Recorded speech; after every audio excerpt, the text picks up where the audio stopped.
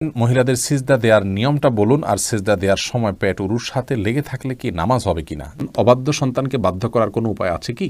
অসুস্থতার কারণে কেউ অযাচিত লোম 40 দিনের মধ্যে পরিষ্কার করতে অক্ষম হলে কি নামাজ আদায় হবে? নামাজ সূরা ফাতিহার পর আরেকটা সূরা পড়ার আগে বিসমিল্লাহ পড়া কি আবশ্যক? তাহাজ্জুদ নামাজ কি ঘর অন্ধকার করে পড়তে হবে? এর কোনো ভিত্তি আছে কি? পিরিয়ড অবস্থায় মৃত ব্যক্তির কাছে যাওয়া যাবে কিনা? ঋণ পরিশোধের জন্য কিছু একটা আমল বলুন। জিকির ও ছোট ছোট দোয়া পাঠ করার সময় কি টেনে টেনে পড়তে হবে? মানুষ মারা গেলে মাইকিং করা জায়েজ আছে কিনা? বাথটাবে গোসল করতে প্রয়োজন থেকে অতিরিক্ত পানি খরচ হয়, এটা গোসল করলে কি পানি অপচয়ের গুনাহ হবে? টয়লেটে যাওয়ার সময় মাথায় ঘোমটা দেওয়া কি আবশ্যক? আহাদনামা পড়া যাবে কিনা? মুখের তিল বা আঁচিল উঠানো কি হারাম? মৃত ব্যক্তির জন্য হাফেজ ডেকে কোরআন খতমা মিলাদ দিলে মৃত ব্যক্তির কোনো লাভ হবে? কোরআন ধরে ওয়াদা করার পর সে ওয়াদা ভঙ্গ করলে কি পরিণতি হতে পারে? ফজর নামাজের আজানে আসসালাতু খায়রুম মিনান নাওম বলার সময় আমরা উত্তরে কি পড়ব?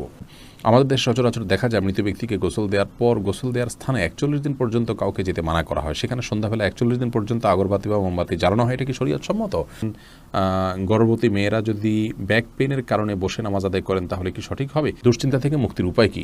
প্রতিবন্ধী শিশুরা কি বাবা মায়ের পাপের ফসল? ওযু করার পর প্রাইভেট অর্গানে হাত স্পর্শ করলে কি ওযু ভেঙে যাবে? মৃত ব্যক্তির গোসল দিয়ে টাকা নেওয়া জায়েজ আছে কিনা? মন থেকে হিংসা দূর করার উপায় কি? অনেক সময় হাজব্যান্ডকে রাগ করে গজব দিয়ে ফেলি, পরে আফসোস লাগে, এতে কি গজব হাজব্যান্ডের উপরে পড়বে? টিভিতে নাটক শিরকের দৃশ্য দেখলে শিরকের গুনাহ হবে কি না? যেসব নারীর সন্তান প্রসবের 40 দিনের পরেও রক্ত প্রবাহ বন্ধ না হয় তারা কিভাবে বাদবন্দি করবেন? আমরা আর বিলম্ব না করে চলুন আপনাদের গুরুত্বপূর্ণ প্রশ্নগুলোর উত্তর দেওয়ার আলোকিত ভুবনে প্রবেশ করি। বেলাল, আপনি জানতে চেয়েছেন যেসব নারীর সন্তান প্রসবের 40 দিনের পরেও রক্ত প্রবাহ বন্ধ না হয় তারা কিভাবে বাদবন্দি করবেন? 40 দিন পার হওয়ার পরেও যদি রক্ত প্রবাহ বন্ধ না হয়, নেফাস বন্ধ না হয়, তাহলে সেক্ষেত্রে তারা সম্পূর্ণ স্বাভাবিকভাবে সকলে বাদবন্দিকে সম্পাদন করতে পারবেন। সেখানে কোনো আজকাল তো অনেক কিছু ব্যবস্থা রয়েছে যাতে করে ব্লাড যেখানে সেখানে না পড়ে, সে ব্যবস্থাপনা গ্রহণ করার পর তিনি এবাদতবন্দি স্বাভাবিক করতে পারবেন। 40 দিনের পরে আর তার ব্লিডিং হলেও তাকে নেফাস সে আক্রান্ত বা এটাকে আপনার প্রসব পরবর্তী যে ব্লিডিং বলা হয়ে থাকে সেটির মধ্যে গণ্য করা হবে না। রহিমা চম্পা জানতে চেয়েছেন টিভিতে নাটক শিরকের দৃশ্য দেখলে শিরকের গুনাহ হবে কি না? শিরকের দৃশ্য দেখানো হলে সেটি আমরা যদি দেখতে থাকি আমাদের কাছে বিষয়টা সহজাত এবং স্বাভাবিক হয়ে যেতে পারে। এই জায়গা থেকে এগুলো দেখা থেকে আমাদের বিরত থাকা উচিত। হ্যাঁ, শুধু নিছক ধারণার জন্য যে কীভাবে শিরক হয়ে থাকে আপনি জানলেন এবং সেটা ভয়াবহতা সম্পর্কে আঁচ করলেন যে মানুষ কীভাবে তারই নিজের হাতে করা সৃষ্টিকে কীভাবে পূজা করছে, আপনি জাস্ট ধারণা নেওয়ার জন্য দেখলে সেটি গুনাহের কারণ হবে না।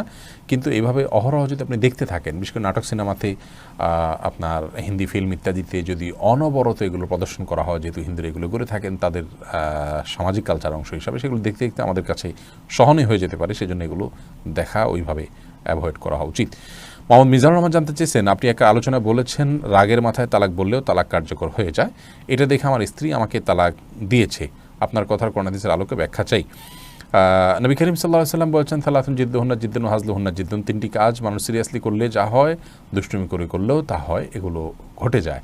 তার মধ্যে থেকে একটি হলো তালাক। অতএব তালাকের এই বিষয়টি খুবই সিরিয়াস, এটা স্পর্শকাতর। বিধায় রাগের মাথা তালাক দিলেও তালাক হবে। কিন্তু রাগ যদি কারণ এরকম হয় যে রাগের কারণে কী বলেছেন তিনি নিজেও জানেন না, এত বেশি রাগ হয়ে গেছে, তাহলে সেক্ষেত্রে সেটি তালাক পতিত হবে না। তবে আপনার স্ত্রী আপনাকে তালাক দিয়েছেন, স্ত্রী যদি বলেন এইভাবে যে আমি তোমাকে তালাক দিলাম, এভাবে বললে তালাক হবে না। এবং স্ত্রীর অর্পিত তালাকের যে পাওয়ার আছে সেটা তিনি কখন খাটাতে পারেন, কিভাবে সেটার প্রয়োগ করতে পারেন, এগুলো আলোচনা সাপেক্ষ বিষয়। এজন্য এই নির্দিষ্ট বিষয়ে কোনো দক্ষ আলিমের সাথে আপনি দেখা করে কোনো দারুল ইফতাতে গিয়ে আপনি আপনার বিষয়টি ফতোয়া নেবেন ইনশাআল্লাহ।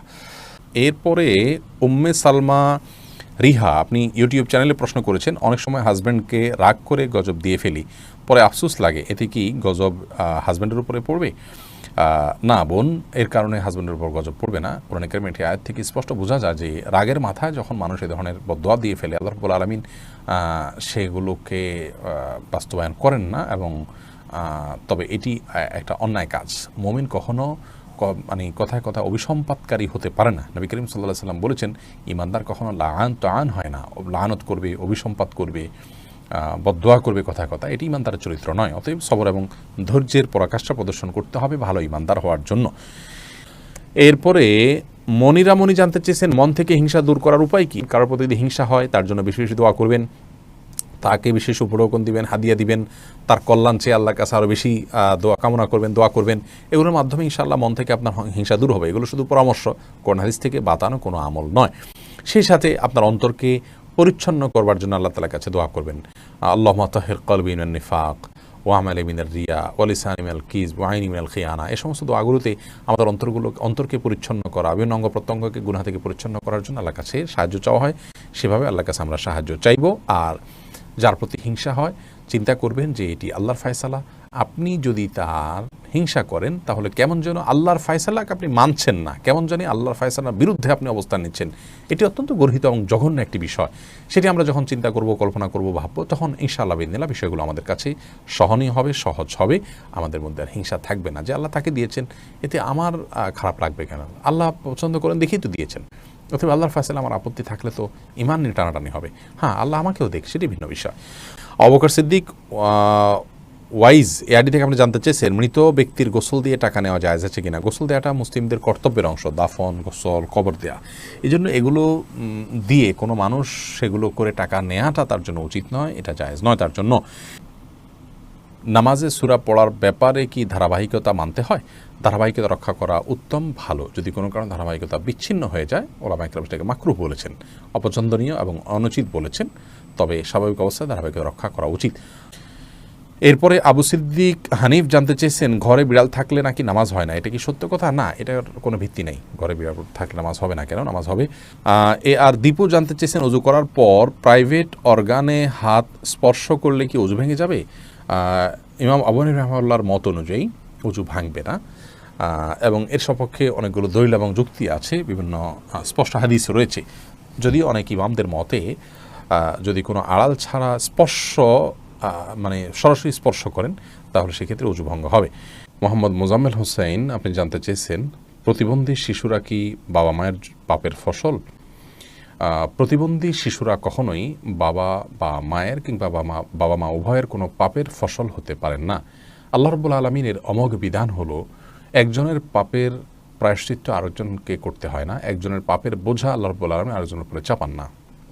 বাবা মা যদি পাপ করে থাকেন তো তাদের পাপ তাদেরকে পাবে, তাদের পাপের কারণে সন্তান প্রতিবন্ধী হবে এমন কোনো কথা ইসলামী শরীয়ত অ্যালাউ করেন। এটা সম্পূর্ণ ভুল এবং কুসংস্কারাচ্ছন্ন একটি বিশ্বাস। এই বিশ্বাস থেকে আমাদেরকে বেরিয়ে আসতে হবে যদি কারোর মধ্যে বিশ্বাস থাকে।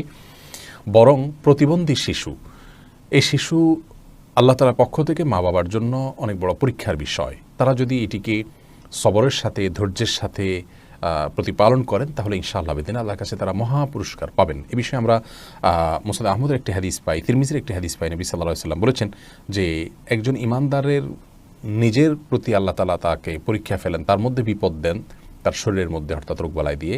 আবার কখনো তার সন্তানকে দিয়ে তাকে আল্লাহ তাআলা পরীক্ষা করেন। আবার কখনো সম্পদের মধ্যে কোনো প্রকার ক্ষয়ক্ষতি দিয়ে আল্লাহ তাআলা পরীক্ষা করেন। হাদিস থেকে বোঝা যায় যে সন্তানের মধ্যে কোনো প্রকার ক্ষয়ক্ষতি হওয়া, সন্তান বিকলাঙ্গ হওয়া কিংবা প্রতিবন্ধী হওয়া, এগুলো সবগুলো আল্লাহ তাআলার পক্ষ থেকে পরীক্ষা। আর এই পরীক্ষা যদি কেউ সবর করতে পারেন এবং আল্লাহ তাআলার এই পরীক্ষায় উত্তীর্ণ হওয়ার চেষ্টা করেন, আল্লাহর সিদ্ধান্তকে মেনে নেন এবং এই কষ্টকে সহ্য করেন আল্লাহ তাআলার ফয়সালার প্রতি সন্তুষ্টির কারণে, তাহলে আল্লাহ রাব্বুল আলামিনের সাথে এই ব্যক্তি সাক্ষাৎ করবে কিয়ামতের ময়দানে এমত অবস্থায় যে তার কোনো গুনাহ থাকবে না। হাদিসটি তিরমিজিতে বর্ণিত হয়েছে। অন্য আরেকটি হাদিসে আসছে নবী সাল্লাল্লাহু আলাইহি ওয়াসাল্লাম বলেছেন ইন্না আযমাল জাযাই মা আযমাল বালা, নিশ্চয়ই আল্লাহ রাব্বুল আলামিনের পক্ষ থেকে পরীক্ষা যত বড় হবে তার জন্য পুরস্কারও তত বড় হবে। অতএব কোনো বাবা মা যদি প্রতিবন্ধী সন্তান জন্ম দেন তাহলে তাদের জন্য এটি অনেক বড় পরীক্ষা, তাদের প্রতিদান আল্লাহর পক্ষ থেকে অনেক বড় হবে ইনশাআল্লাহ বিদিনিল্লাহ যদি তারা সবর করতে পারেন। মুসনাদ আহমদের এক বর্ণনায় এসছে যে নবী সাল্লাল্লাহু আলাইহি ওয়াসাল্লাম বলেছেন কোনো ব্যক্তি যখন অসুস্থ হয়, রুগ্ন হয় বা তার শরীরে কোনো ত্রুটি থাকে, কোনো প্রকার প্রতিবন্ধকতা থাকে, তখন আল্লাহ রাব্বুল আলামিন ফেরেশতাদেরকে বলেন যে আমার বান্দা যতটুকু আমল করতে পারে এই তার প্রতিবন্ধকতা নিয়ে সেটুকু তোমরা লিপিবদ্ধ করো তার জন্য। এরপরে তাকে যদি আমি সুস্থতা দিয়ে দেই তাহলে তো যেটুকু তার অসুস্থতা ছিল, প্রতিবন্ধকতা ছিল, সেগুলো থেকে এটি কাফারা হয়ে গেল এই কষ্ট সহ্য করার কারণে। তার কোনো গুনাহ, ভুল, ত্রুটি, বিচ্যুতি ইত্যাদি থাকলে সেগুলো আল্লাহ কাফারা দিয়ে দিবেন। আর যদি সেই ব্যক্তি অবস্থায় মৃত্যুবরণ করে, তবু আল্লাহ তাআলা তার প্রতি অনুগ্রহ করবেন, রহমত করবেন এবং তাকে মাগফিরাত নসিব করবেন। অতএব বিকলাঙ্গ হওয়া এটা কোনো দোষের বিষয় নয়।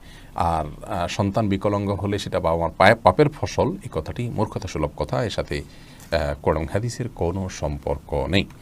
জাকারিয়া হাসান জানতে চেয়েছেন দুশ্চিন্তা থেকে মুক্তির উপায় কি? দুশ্চিন্তা থেকে মুক্তির সর্বপ্রধান উপায় হলো আল্লাহ রাব্বুল আলামিনের সাথে কথা বলা। মানুষ দুশ্চিন্তাগ্রস্ত অবস্থায় যদি কোনো শক্তিশালী কোনো ব্যক্তির সাথে শেয়ার করতে পারেন, তাহলে কিছুটা নির্ভার ফিল করেন। আর আল্লাহ রাব্বুল আলামিনের চাইতে শক্তি ধরার কেউ নেই, তিনি কাদির, সব কিছু করতে তিনি সক্ষম। অতএব আপনার দুশ্চিন্তা দূর করবার জন্য আল্লাহর সাথে কথা বলুন, সালাতে চলে যান, বিশেষ করে সিজদায় গিয়ে আল্লাহর সাথে দীর্ঘ সময় কথা বলুন, তাহাজ্জুদে উঠে যান এবং আল্লাহর সাথে কথা বলুন। কোরআনে কারীমের বিভিন্ন অংশ আপনি তেলাওয়াত করুন খুব ধীরে ধীরে, তেলাওয়াত শুনুন খুব ধীরে ধীরে, দেখবেন ইনশাআল্লাহ অন্তরের মধ্যে আপনি প্রশান্তি অনুভব করবেন। আল্লাহ বিযিক্রিল্লাহি তাতমাইন্নুল কুলুব, আল্লাহ বলেছেন অন্তর প্রশান্ত হয় আল্লাহর স্মরণে। অতএব আল্লাহর স্মরণ করা মুখে, অন্তরে, কোরআন তেলাওয়াতের মাধ্যমে, সলাতের মাধ্যমে, এগুলোর মাধ্যমে ইমানদারের অন্তরকে আল্লাহ তাআলা প্রশান্ত করে থাকেন। আল্লাহর দিকে যত বেশি ধাবিত হবেন, যত আল্লাহর সাথে সম্পর্ক গাঢ় করবেন, যত আল্লাহর সাথে সম্পর্ক নিবিড় করবেন, যত আল্লাহর সাথে কথা বলবেন, তত বেশি ইনশাআল্লাহ বিদিনা দেখবেন অন্তর প্রশান্ত হবে এবং দুশ্চিন্তা থেকে আপনি রক্ষা পাবেন। দুশ্চিন্তা, এটাকে অনেক সালাফ বলেছেন জুনদুম মিন জুনুদিল্লাহ, আল্লাহ তাআলার বাহিনী সমূহের মধ্যে থেকে একটা বাহিনী দুশ্চিন্তা। এটা দিয়ে আল্লাহ রাব্বুল আলামিন অনেক মানুষকে শাস্তি দিয়ে থাকেন, অনেককে পরীক্ষা করে থাকেন। অতএব এইরকম পরিস্থিতিতে আল্লাহর কাছেই রুজু হওয়া, এটাই হলো সবচাইতে বড় উপায়। অতএব ভরসা আল্লাহ তাআলার প্রতি করা এবং আল্লাহর দিকে রুজু হওয়া, আল্লাহর দিকে ধাবিত হওয়া, এটা হলো দুশ্চিন্তা দূরের সবচেয়ে বড় উপায়। যে ব্যক্তি আল্লাহর প্রতি তাওয়াক্কুল করবেন, তাকে খুব বেশি দুশ্চিন্তা গ্রাস করার কথা নয়। আল্লাহর উপর ভরসা করবে ইমানদার, যে ইনশাআল্লাহ আমার অভিভাবক আল্লাহ তাআলা, তিনি দেখছেন, তিনি দেখবেন। এটি যখন করবেন ইনশাআল্লাহ আপনার মধ্যে আস্থা জায়গাটা তৈরি হবে। যদি কোনো মানুষ তার তাওহীদ খুব মজবুত থাকে, আল্লাহর প্রতি আস্থা এবং ভরসা তার খুব মজবুত থাকে, তিনি জানেন যে আল্লাহ ছাড়া কেউ ক্ষতি করার কোনো ক্ষমতা রাখেন না, আর আল্লাহ যা লিখেছেন তা খণ্ডাবার করার ক্ষমতা নেই, এই বিশ্বাস যদি কারো মজবুত থাকে, তাহলে কোনো পেরেশানিতে তিনি খুব বেশি ভেঙে পড়ার কথা নয়। যার ঈমান যত মজবুত, তিনি তত পেরেশানিতে শক্ত থাকতে পারেন। আল্লাহ তাআলা আমাদেরকে সহজ করুন এবং সহায় করুন। আশরাফুল হক শুভ, আপনি জানতে চেয়েছেন আমাদের দেশে সচরাচর দেখা যায় মৃত ব্যক্তিকে গোসল দেওয়ার পর গোসল দেওয়ার স্থানে 41 দিন পর্যন্ত কাউকে যেতে মানা করা হয়, সেখানে সন্ধ্যাবেলা 41 দিন পর্যন্ত আগরবাতি বা মোমবাতি জ্বালানো হয়, এটা কি শরীয়ত সম্মত? কোনো জায়গায় মৃত ব্যক্তিকে গোসল দেওয়া হলে সেখানে এই প্রথাটি আমাদের সমাজে অনেক ক্ষেত্রেই প্রচলিত আছে, যে আগরবাতি বা মোমবাতি ইত্যাদি সেখানে আপনার জ্বালানো হয় এবং সন্ধ্যাবেলা 41 দিন পর্যন্ত এই কাজটি করা হয়। কেউ সেখানে যেতে চাইলে নিষেধ করা হয়। এটি সম্পূর্ণ কুসংস্কার এবং এ ধরনের বিশ্বাসগুলো শিরকি বিশ্বাস, কুসংস্কারচ্ছন্ন বিশ্বাস। এর বেশিরভাগই এসছে হিন্দু সমাজ থেকে। একজন মুসলমানের এই সমস্ত কুসংস্কারকে বর্জন করা উচিত। যেখানে গোসল দেওয়া হবে সে জায়গার বিশেষ কোনো বিধান নাই, সেটা অন্য 10টা জায়গার মতোই একটি জায়গা। মাহমুদুল হাসান ভূঁইয়া, আপনি জানতে চেয়েছেন ফজর নামাজের আজানে আসসালাতু খায়রুম মিনান নাওম বলার সময় আমরা উত্তরে কি পড়ব? এক্ষেত্রে জমহুর ফোকাহা বা বেশিরভাগ ইমামগণের মত হলো সদাকতা ও বারারতা। আসসালাতু খায়রুম মিনান নাওম মানে হলো সালাত বা নামাজ, এটা ঘুম থেকে উত্তম। এটি যখন মুয়াজ্জিন বলবেন তখন তাকে বলতে হয় সদাকতা অবারার্তা, অর্থাৎ হে মুয়াজ্জিন তুমি সত্য বলেছো এবং ভালো বলেছো, ভালো কাজ করেছো। এই কথা বেশিরভাগ ফোকাহা একরাম বা জমহুর ফোকাহা একরাম বলতে বলেছেন মুয়াজ্জিনের জবাবে, এবং একটি রেওয়ায়েতে এটি এসছে, যদিও রেওয়ায়েতটা সনদকে অনেক মুহাদ্দিসগণ যঈফ বলেছেন। আর এই কারণে অন্য একদল উলামা একরাম বলেন যে আসসালাতু খায়রুম মিনান নাওম যখন বলবো আমরা, মুয়াজ্জিন যখন আসসালাতু খায়রুম মিনান নাওম বলবে, আমরাও আসসালাতু খায়রুম মিনান নাওম বলবো। এর কারণ হলো যে আসসালাতু খায়রুম মিনান নাওম এই বাক্যটি মুয়াজ্জিনের বাক্য, আর এক্ষেত্রে নবী আলাইহিস সালামের সাধারণ যে নির্দেশনা বুখারী মুসলিমে আসছে যে ফাকুলু মিসলা মা ইয়াকুল ইযা সামি'তুমুন নিদা, যখন তোমরা মুয়াজ্জিনের আযান শুনবে ফাকুলু মিসলা মা ইয়াকুল মুয়াজ্জিন, তখন মুয়াজ্জিন যা বলবে হুবহু তোমরা তা বলো। শুধুমাত্র হাইয়া আলাস সালাহ হাইয়া আল ফালাহর মধ্যে নবী আলাইহিস সালাম ওই হাদিসে লা হাওলা ওয়া কুওয়াতা ইল্লা বিল্লাহ বলতে বলেছেন। অতএব দুইটা বাদে বাকি সবগুলোতেই ওই হাদিসের সাধারণ যে নির্দেশনা সেটা অনুযায়ী আসসালাতু খায়রুন মিনান নওম শুনলে আসসালাতু খায়রুন মিনান নওম অর্থাৎ হুবহু এটা অনুকরণ করার নির্দেশনা দিয়ে থাকেন। এসেছে রুবেল, আপনি জানতে চেয়েছেন আইডি থেকে নামাজে দাঁড়ানোর পর নাকি ডান পায়ের বুড়ো আঙ্গুল নাড়ানো যায় না, এটা কি সত্য? না, এরকম কোনো কথা আমাদের জানা নেই, প্রয়োজন হলে নাড়ানো যেতে পারে। তানজিনা বেগম জানতেছেন কোরআন ধরে ওয়াদা করার পর সে ওয়াদা ভঙ্গ করলে কি পরিণতি হতে পারে? কোরআন ধরে ওয়াদা করা এটা ওয়াদা করার পদ্ধতি নয়, ওয়াদা এমনিই হবে। আল্লাহর নামে শপথ করতে চাইলে মুখে বলবেন আল্লাহর নামে আমি শপথ করছি, এটা হলো শপথের সঠিক পদ্ধতি। তানজিমা খানম জানতে চেয়েছেন আহাদনামা পড়া যাবে কিনা। আহাদনামা নামে যেটি প্রচলিত আছে আমাদের বিভিন্ন ওজিফার বই গ্রন্থগুলোতে বইতে আমরা পাই, এই আহাদনামা পড়ার কোনো নির্দেশনা কোরআন সুন্নাহ আমাদেরকে দেয়নি। আমাদেরকে ইবাদতবন্দি করতে হবে সুন্নাহ অনুসারে, নবী আলাইহিস সালামের বাতানো পদ্ধতি অনুসারে আল্লাহ তাআলা তাকে মডেল দিয়েছেন, তাকে ফলো করতে হবে। এর বাইরে মনগড়া কোনো কিছুকে ইবাদত হিসাবে আমাদের করা উচিত নয়। তৌফিকুল ইসলাম জানতে চেয়েছেন বাথটাবে গোসল করতে প্রয়োজন থেকে অতিরিক্ত পানি খরচ হয়, এটা গোসল করলে কি পানি অপচয়ের গুনাহ হবে? অপচয়ের বিষয়টি আসলে ভ্যারি করে ব্যক্তির বা কোনো সমাজের লাইফস্টাইলের উপরে। আমরা আজকাল গোসলে যে পানিটা ব্যবহার করি, এমনিতে আপনার টেপে যে গোসল করি অথবা শাওয়ারে যে গোসল করি, সেটাও কিন্তু নবী আলাইহিস সালাম বা সাহাবা ইকরাম যে গোসলে পানি ব্যবহার করতেন তার তুলনায় বহুগুণ বেশি। সেদিক থেকে তাকালে এটাকে অপচয় বলতে হয়।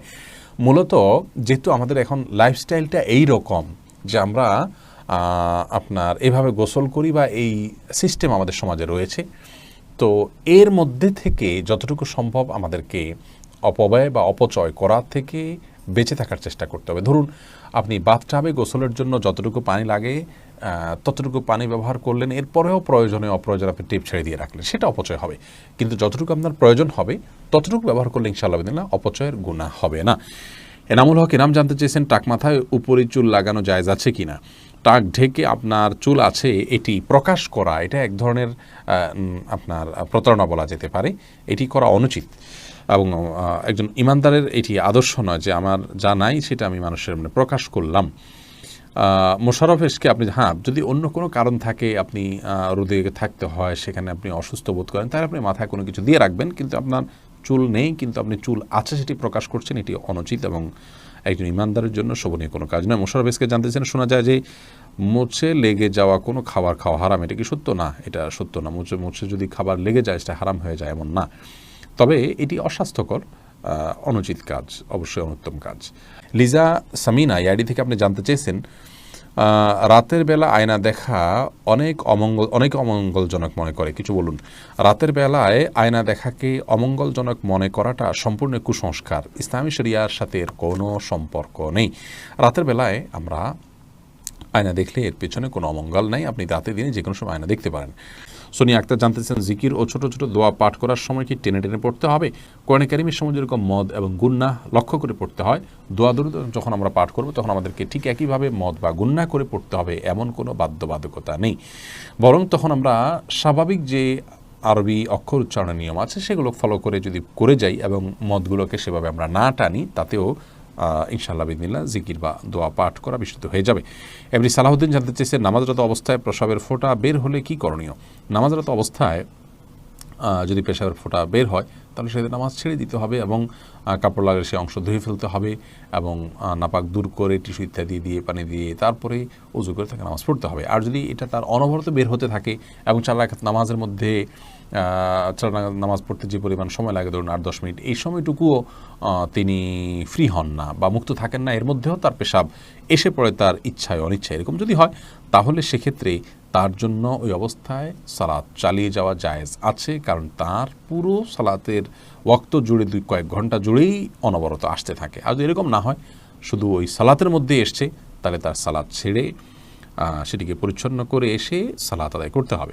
কোরআন আলো থেকে জানতে সোনিয়া আক্তার জানতে চেয়েছেন মহিলাদের সিজদা দেওয়ার নিয়মটা বলুন, আর সিজদা দেওয়ার সময় পেট উরুর সাথে লেগে থাকলে কি নামাজ হবে কিনা? জি, নামাজ হবে না। নারী পুরুষের সালাত নিয়ে যে মত পার্থক্য আছে এটাকে আমরা অনেক বড় করে দেখি, বিষয়টা এরকম বড় কিছু না। আপনার এখানে যারাই ইখতিলাফ করে থাকেন জাস্ট এখানে পদ্ধতির উত্তম অনুত্তমের বিষয়টা, নামাজ হওয়া না হওয়ার কোনো ইখতিলাফ এখানে নেই। ঋণ পরিশোধের জন্য কিছু একটা আমল বলুন। ঋণ পরিশোধের জন্য সবচেয়ে বড় আমল হলো আল্লাহ তাআলার কাছে সাধারণভাবে দোয়া করবেন, চাইবেন, প্রার্থনা করবেন এবং আপনি সর্বোচ্চ চেষ্টা চালাবেন ঋণ পরিশোধের জন্য। আমাদের অনেক ভাইরা আছেন, নিজের জমি আছে, স্থাবর অস্থাবর অনেক মূল্যবান সম্পদ আছে, সেগুলো দিয়ে ঋণ পরিশোধ করতে চান না। তিনি চান যে ঋণ পরিশোধের জন্য তার সাধারণ উপার্জন থেকে অনেক টাকা হয়ে যাক, অলৌকিকভাবে চলে আসুক, আর তিনি সেটা দিয়ে ঋণ পরিশোধ করে দেবেন। এটা সম্পূর্ণ ভুল একটা পদ্ধতি। আপনার ঋণ পরিশোধ করাটা আপনার জন্য ফরজ, এটা বান্দার হক। অতএব আপনার জমি থাকলে, সম্পদ থাকলে এগুলো বিক্রি করে আপনি ঋণ পরিশোধ করবেন এবং সেগুলো বিক্রি করার অপশন থাকলে বিক্রি করবেন। সেগুলো সব ধরে রেখে আপনি চাইবেন যে আল্লাহ তাআলা অলৌকিকভাবে আপনাকে টাকা দিয়ে দিক, সেটা দিয়ে আপনি পরিশোধ করবেন। এটা সম্পূর্ণ দুনিয়ার প্রতি আমাদের মোহ আছে এবং ঋণ পরিশোধের গুরুত্ব আমরা বুঝি না, সেটা স্পষ্টভাবে প্রমাণ হয় এমন একটি বিষয়। বিধায় এমনটি করা উচিত না। সেই সাথে ঋণ পরিশোধের জন্য কিছু দোয়া আছে, আল্লাহুম্মা কফিনি ফিনি বিহালালিকা আন হারামিকা ওয়াগনিনি বিফাদলিকা আম্মান সিওয়াক। আরও কিছু দোয়া আছে, ইউটিউব বা ফেসবুকে সার্চ দিলে আমাদের অনেকগুলো ভিডিও আছে, দেখে নিতে পারবেন। সেগুলো আপনি আল্লাহর কাছে সাধারণভাবে পাঠ করবেন, ইনশাআল্লাহ সেই দোয়াগুলো পেশ করবেন। সামিয়া ফেরদৌস জানতে চেয়েছেন, তাহাজ্জুদ নামাজ কি ঘর অন্ধকার করে পড়তে হবে? এর কোনো ভিত্তি আছে কি? তাহাজ্জুদের নামাজ এটা আমরা ঘর অন্ধকার করে, লাইট বন্ধ করে পড়তে হবে, এর কোনো ভিত্তি নেই। বরং সেটা আপনার যেভাবে সেভাবে আদায় করতে পারেন। আপনার মনোযোগের জন্য আপনি যদি আলো আধার করে নিতে পারেন, ডিম আলো করে নিতে চান, তো সেটি করতে পারেন, কোনো অসুবিধা নেই। তবে অন্ধকারেই পড়তে হবে এমন কোনো বাধ্যবাধকতা বা নিয়ম নেই। লামিয়া রহমান মোমো জানতে চেয়েছেন, মুখের তিল বা আঁচিল উঠানো কি হারাম? মুখের যে তিল বা আঁচিল আছে, এটা যদি দৃষ্টিকটু হয় এবং আমাদের জন্য নানান দিক থেকে ত্রুটিপূর্ণ হয়, তাহলে সেটা তোলা যেতে পারে। তবে আপনার আজকাল এই যে সূক্ষ্মভাবে লোমগুলো তোলা এবং এই জাতীয় অনেকগুলো কাজ আছে, যে কাজগুলো আপনার শোভাবর্ধনের নামে আমরা করে থাকি, সেগুলো করা যাবে না। সাদিক জানতে চেয়েছেন, মানুষ মারা গেলে মাইকিং করা জায়েজ আছে কিনা? মানুষ মারা গেলে তার মৃত্যুর সংবাদটা শুধু প্রিয়জনদের জানানো হলো যে তিনি মারা গেলেন, এটুকু মানুষকে জানানোতে দোষের কোনো কিছু নেই। তবে এটা নিয়ে দীর্ঘ আলোচনা আছে, এটা নিয়ে আমরা ইনশাআল্লাহ দিনে কথা বলবো ভিন্ন কোনো ভিডিওতে। মোহাম্মদ মুস্তাকিম জানতেছেন, ব্যাংকে চাকরি করা কি হারাম? ব্যাংক যদি সুদী হয় তাহলে সেখানে সুদের সাথে সরাসরি সম্পর্ক থাকলে সে চাকরি করা তো অবশ্যই হারাম হবে।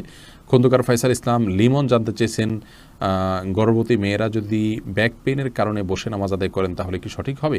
জি, তারা যদি স্বাভাবিকভাবে নামাজ পড়তে গেলে ব্যাক পেইন হয় তাহলে সেটা এবং সেটা অসহনীয় হয়, কষ্টকর হয়, রিস্কি হয়, তার জন্য পড়ে যাওয়ার আশঙ্কা থাকে, তাহলে তিনি ইনশাআল্লাহ বসে সালাত আদায় করতে পারবেন। যদি দাঁড়াতে পারেন তাহলে দাঁড়ানোর অংশটুকু দাঁড়ায় সালাত আদায় করবেন। এরপর রুকু সিজদা করাটা তার জন্য কষ্টকর হলে পরে বাকি অংশটা চেয়ারে বসে সালাত আদায় করবেন। আর যদি এটুকুও কষ্টকর হয় তাহলে পুরোটুকুই বসে সালাত আদায় করতে পারেন। আয়েশা সিদ্দিকা জানতেছেন, ফেসবুকে মৃত ব্যক্তির ছবি দেয়া বারবার কতটুকু শরীয়ত সম্মত? বিনা প্রয়োজনে এটা না করাই উচিত, তবে এটাকে হারাম আমরা বলতে পারবো না সরাসরি। রাকিব হাসান জানতেছেন, অসুস্থতার কারণে কেউ অযাচিত লোম 40 দিনের মধ্যে পরিষ্কার করতে অক্ষম হলে কি নামাজ আদায় হবে? অসুস্থতার কারণে বা কোনো ওজোর কারণে যদি হয়ে থাকে আদায় হয়ে যাবে ইনশাআল্লাহ বিদিনিল্লাহ। আসমাউল হোসনা ফেনু জানতে চেয়েছেন, পিরিয়ড অবস্থায় মৃত ব্যক্তির কাছে যাওয়া যাবে কিনা? যাওয়া যাবে, এতে কোনো অসুবিধা নেই। কাকুলি শেখ জানতেছেন, সাহসিদ্দাতে কি সেজদার তাসবিহ পড়বো? জি, অবশ্যই আপনি সেজদার তাসবিহ পড়বেন। রোশনার খাতুন জানতে চেয়েছেন, মৃত ব্যক্তির জন্য হাফেজ ডেকে কোরআন খতম মিলাদ দিলে মৃত ব্যক্তির কোনো লাভ হবে?